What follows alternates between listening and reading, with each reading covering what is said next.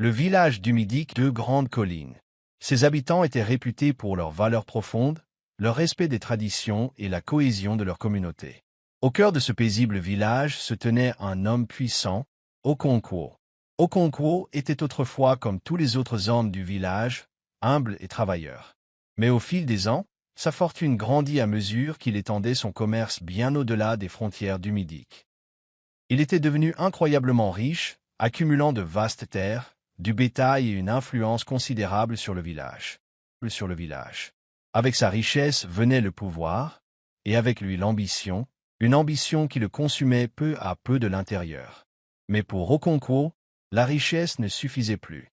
Il avait pris le contrôle de l'économie du village, et les gens s'inclinaient devant lui par respect, mais aussi par peur. Pourtant, au fond de lui, Okonkwo nourrissait un désir de contrôle absolu. Il voulait régner entièrement sur le village, il croyait qu'il n'y avait qu'un seul moyen d'y parvenir, épouser toutes les femmes du village. Cette idée s'était lentement développée dans son esprit, mais une fois implantée, elle devint une obsession. Il savait qu'en prenant le contrôle de toutes les femmes, il dominerait non seulement l'économie, mais aussi l'âme même d'Umidik. Les hommes n'auraient d'autre choix que de le suivre s'ils contrôlaient leurs épouses et leurs filles. Cela consoliderait sa domination. Un matin, Okonkwo convoqua les anciens du village dans son grand palais, une demeure qui éclipsait toutes les autres constructions du village. C'était un lieu luxueux, orné de bibelots en or et de tapis raffinés venus de contrées lointaines. Les anciens, des hommes simples et respectueux des traditions, entrèrent dans le palais avec une certaine hésitation. Ils furent accueillis par les serviteurs d'Okonkwo et conduits dans la grande salle, où Okonkwo s'assit sur un trône surélevé. « Vous avez bien servi ce village, mes amis, » commença Okonkwo d'une voix douce mais autoritaire. « Mais les temps changent, et nous aussi. J'ai apporté la prospérité à Umidik, mais il reste encore beaucoup à faire. » Les anciens acquiescèrent, incertains de ce vers quoi Okonkwo tendait. « J'ai une vision pour notre village, une vision où je peux apporter non seulement richesse, mais aussi sécurité, unité et force. Pour cela, je dois épouser toutes les femmes d'Umidik. » Un silence stupéfait régna. L'aîné d'entre elles, Ojugo, fronça les sourcils et dit « Ce n'est pas notre façon de faire, Okonkwo. On ne peut pas épouser toutes les femmes du village. Elles sont déjà mariées. Elles ont une famille. La tradition doit céder au progrès, » répondit calmement Okonkwo. « Avec chaque femme d'Umidik comme épouse, nous ne ferons plus qu'un. J'unifierai ce village comme personne ne l'a fait auparavant. » Les anciens échangèrent des regards inquiets. Ils avaient vu le pouvoir d'Okonkwo grandir au fil des ans, et beaucoup le craignaient. Certains avaient accepté ses pots de vin par le passé pour fermer les yeux lorsqu'il confisquait des terres ou imposait de lourdes taxes. Le refuser maintenant reviendrait à s'attirer sa colère. Après quelques murmures, les anciens cédèrent. Okonkwo avait anticipé la situation et sourit. « C'est donc décidé. À partir d'aujourd'hui, toutes les femmes d'Umidik seront miennes. » Le décret fut annoncé le lendemain matin. Un crieur public parcourut les rues, proclamant haut et fort que, sur ordre des anciens et d'Okonkwo, toutes les femmes du village, quel que soit leur âge ou leur statut matrimonial, devaient être emmenées au palais d'Okonkwo pour devenir ses épouses. Le village fut plongé dans le chaos. Les femmes hurlaient et pleuraient, les hommes restaient stupéfaits et incrédules, et les enfants s'accrochaient à leur mère, ne comprenant pas pourquoi leur famille était déchirée. Les hommes d'Umidik, dont beaucoup avaient mené une vie simple et honnête, étaient paralysés par la peur. Ils connaissaient le pouvoir d'Okonkwo et avaient vu ce qui arrivait à ceux qui le défiaient. Les gardes d'Okonkwo, des hommes forts et loyaux envers lui, grassement rémunérés pour leur service, allaient de porte en porte, expulsant les femmes de chez elles. Mères, épouses et filles furent arrachées à leur famille, leurs cris résonnant dans les rues du village. Les hommes, trop effrayés pour intervenir, ne purent rien faire d'autre que regarder leurs proches être emmenés.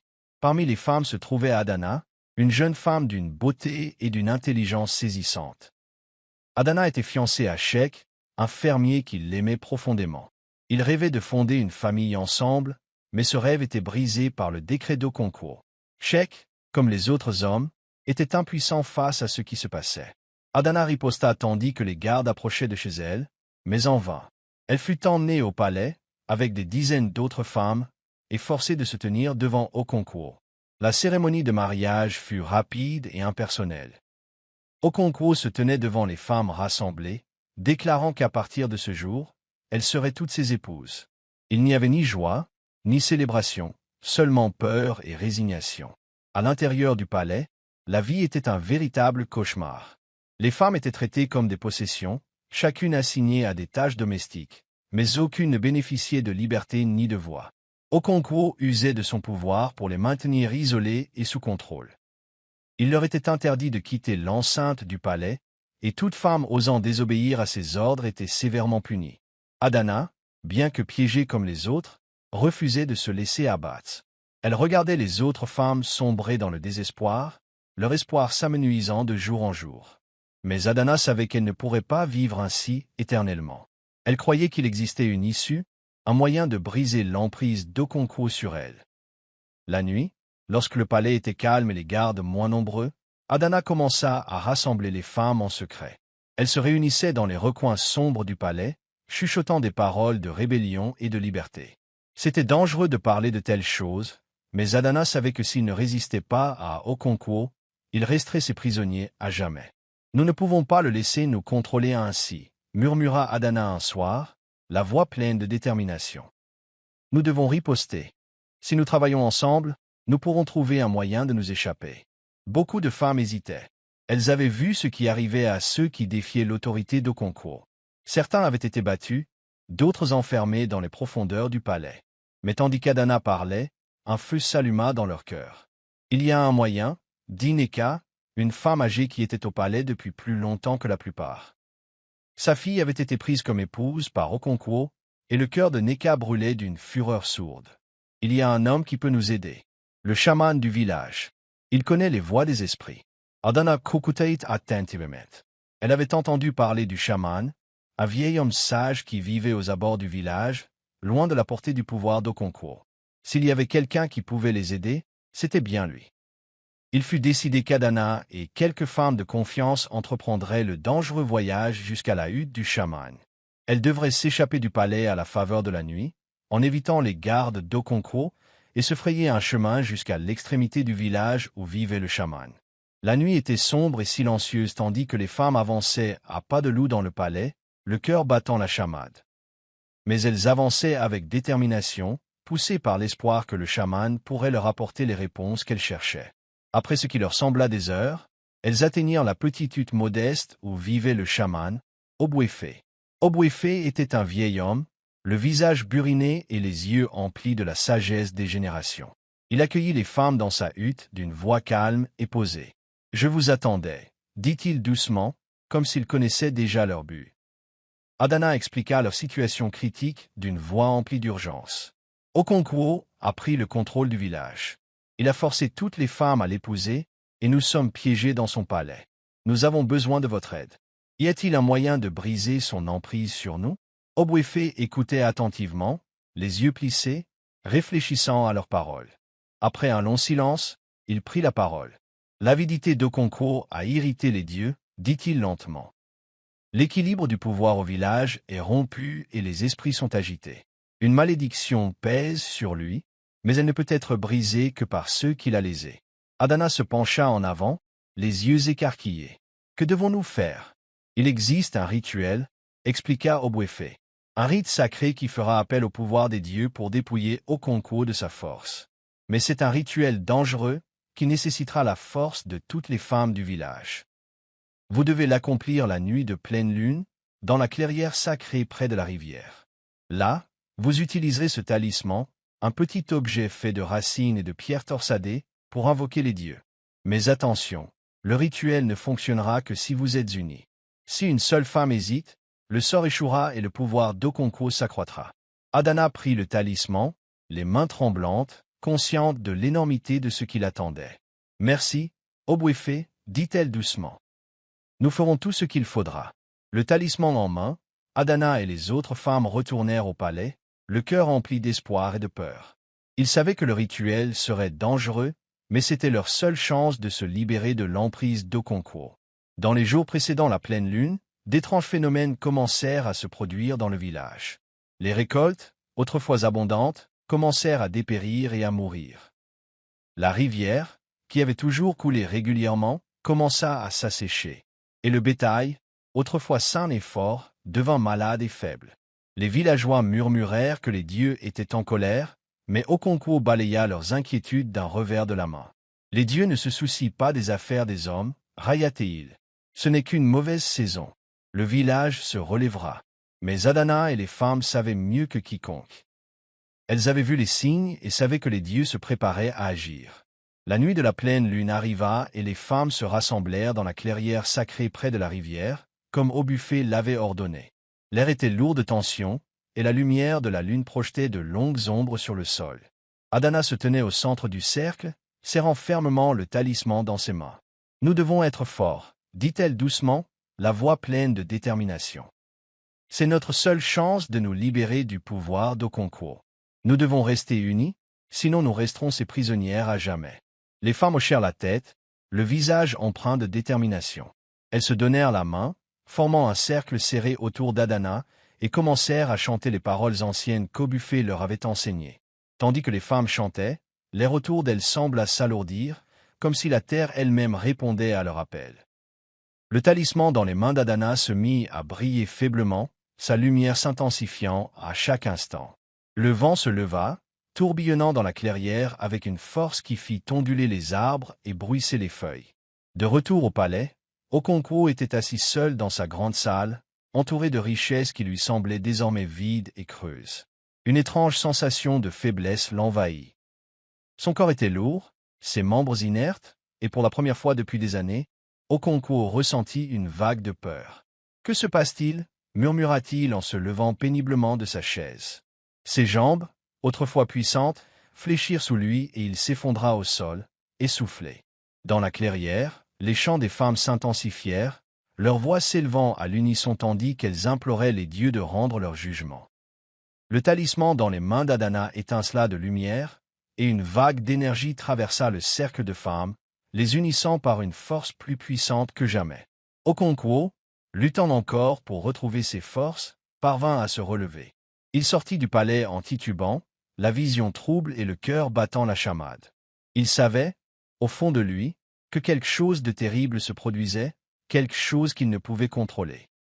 Il trébucha dans les rues du village, sa présence autrefois puissante réduite à une ombre fragile. Les villageois, le voyant dans cet état, chuchotèrent entre eux, mais aucun n'osa l'approcher. Alors qu'Okonkwo approchait de la clairière, il aperçut les femmes debout en cercle, les mains jointes, le visage empli d'une étrange puissance. Il tenta de leur crier d'arrêter, mais sa voix lui manqua. Ses jambes cédèrent une fois de plus et il tomba au sol, incapable de bouger. Adana s'avança, les yeux brillants de la lumière du talisman. « C'est fini, Okonkwo, » dit-elle d'une voix ferme et pleine d'autorité. « Les dieux t'ont jugé et t'ont jugé indigne. » Dans un ultime sursaut de force, Okonkwo tenta de se jeter sur Adana. Mais au moment où sa main toucha le bord lumineux du talisman, une force puissante le terrassa. Son corps se convulsa et un éclair de lumière aveuglante l'enveloppa. Lorsque la lumière s'éteignit, Okonkwo gisait immobile sur le sol, sa silhouette autrefois fière réduite à l'état de coquille vide. Les femmes restèrent silencieuses, le cœur battant à tout rompre, conscientes d'avoir réussi. Elles s'étaient libérées de l'emprise d'Okonkwo, et le village était enfin libre. Aux premières lueurs de l'aube, les habitants de Yumdik se rassemblèrent sur la place. La peur autrefois paralysante qui les enserrait s'était dissipée et un sentiment de paix s'installa dans le village pour la première fois depuis des années. Les anciens, autrefois complices de l'accession au pouvoir d'Okonkwo, s'avancèrent pour s'adresser à la foule. Ils baissèrent la tête de honte, reconnaissant leur rôle dans l'installation d'une telle tyrannie. « Nous avions tort, admis Ojugo, le doyen du conseil. Nous avons laissé Okonkwo s'emparer du pouvoir parce que nous étions aveuglés par la peur et la cupidité. Mais nous avons appris une grande leçon. Nous ne laisserons plus jamais un seul homme contrôler le destin de notre village. » Les villageois ont applaudi, le moral revigoré par les paroles des anciens. Les récoltes fanées reprirent vie, et la rivière, Tari, coula à nouveau librement. C'était comme si la terre elle-même avait été guérie par la chute d'Okonkwo. Adana et les autres femmes retournèrent auprès de leur famille, le cœur rempli de fierté et de soulagement. Ils avaient affronté le plus grand défi de leur vie et en étaient sortis victorieux. Adana, en particulier, était saluée comme une héroïne, son courage et son leadership inspirant tout le village. Alors que le village célébrait sa liberté retrouvée, Adana et Sheikh étaient enfin réunis. Ils avaient été séparés par la cupidité d'Okonkwo, mais maintenant que le village était en paix, ils pouvaient commencer leur vie commune comme ils l'avaient toujours rêvé. Leur mariage fut simple, auquel assista tout le village. Pas de grande cérémonie, pas de faste étalage de richesses, seulement la joie de voir deux êtres qui avaient tant enduré se retrouver enfin. Tandis qu'ils échangeaient leurs vœux, le village applaudissait, le cœur rempli d'espoir pour l'avenir. Dans les jours qui suivirent, les anciens du village s'efforcèrent de rétablir l'équilibre à Umédic. Ils rétablirent les anciennes traditions, garantissant que personne ne détiendra plus jamais le pouvoir incontrôlé qu'Okonkwo avait exercé. L'histoire de l'ascension et de la chute d'Okonkwo devint une légende dans le village, transmise de génération en génération comme un récit édifiant. On disait que les dieux étaient intervenus pour rétablir l'équilibre et que les femmes d'Umédic avaient joué un rôle crucial dans la sauvegarde de leur village. La morale de l'histoire était claire, la cupidité et le pouvoir pouvaient corrompre même les hommes les plus forts, mais l'unité et le courage pouvaient briser les chaînes de l'oppression. Les femmes d'Umédic ont montré que même dans les moments les plus sombres, l'espoir subsistait, tant qu'elles restaient unies. Ainsi, le village d'Umédic a retrouvé son essor, ses habitants unis dans leur engagement commun pour la justice et la paix. Le souvenir d'Okonkwo s'est estompé avec le temps, mais les leçons tirées de sa chute demeurent une force motrice dans le cœur des villageois pour les générations à venir. Merci d'avoir regardé. Si vous avez apprécié, abonnez-vous à notre chaîne Contes populaires africains.